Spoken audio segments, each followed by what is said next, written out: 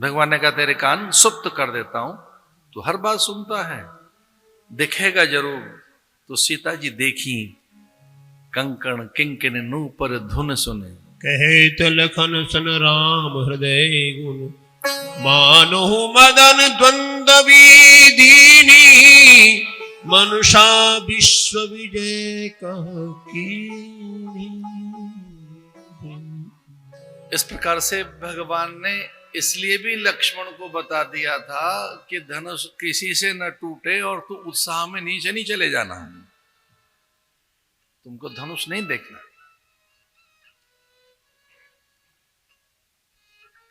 इदं धनुर्वरम दिव्यम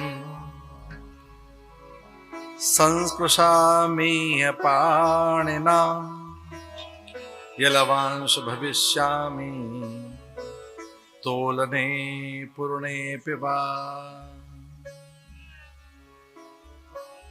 भगवान ने मनी मन विचार कर लिया कि देखे तो सही वो है क्या धनुष शुभ का। सीता जी के मन में विचार आ रहा है कि मैं धनुष तोड़ पाऊंगा कि नहीं। कुछ शंका है नहीं सीता जी की, पर उनके पिता में तो है। और जब उसे कोई उठा नहीं पाया उस धनुष को, भूप सहस 10 एक ही 12, इसका अर्थ है वो जो भूप आए थे अनेक, और सहस माने सहस्त्र बाहु, और 10 माने दशानन। रावण को तो उसमें अग्नि दिखाई दी, जैसे रावण निकट पहुंचा तो धनुष में भयानक अग्नि दिखाई दे रावण,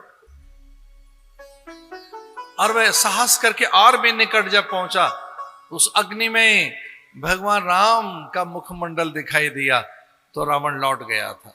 क्योंकि रावण के कान में एक स्वर सुनाई दिया, कहते हैं धनुष को स्पर्श भी कर लिया तो तेरी लंका जलकर राख हो जाएगी, तेरी लंका जलेगी इस धनुष को छूते ही, वहां के प्राणी बचेंगे नहीं। नैसाचरी जाति के नाश के लिए धनुष, तुम्हारे संपूर्ण कुल के नाश के लिए पैदा किया गया धनुष, इसे छूना नहीं, यही तेरी मृत्यु का कारण बनेगा धनुष। ये धनुष नहीं है, महाकाल है, इसे स्पर्श नहीं करना, समूची नैसाचरी जाति राक्षसी जाति का नाश हो जाएगा।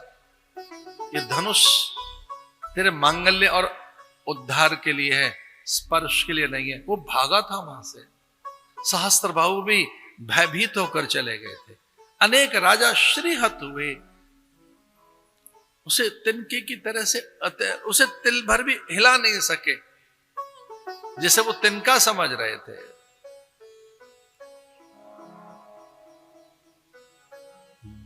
विचलित से हो गए उस धनुष यज्ञ में। मिथिलापति ऊंचे से आसन पर अपने गुरु को बैठाया था। सम्मंचनते मंचे सुंदर विशद सुखद विशाल, पदो बंधुतः बैठा रे वहीं पर। सब राजाओं के मध्य में एक विशाल मंच बनाया था, अपने गुरु के लिए ऊपर बैठाया था उनको, वहीं मुनि कुमार बैठाए गए थे। दोनों राम श्याम, राम लखन दोनों बैठे। धनुष उठ नहीं रहा है, व्याकुल है।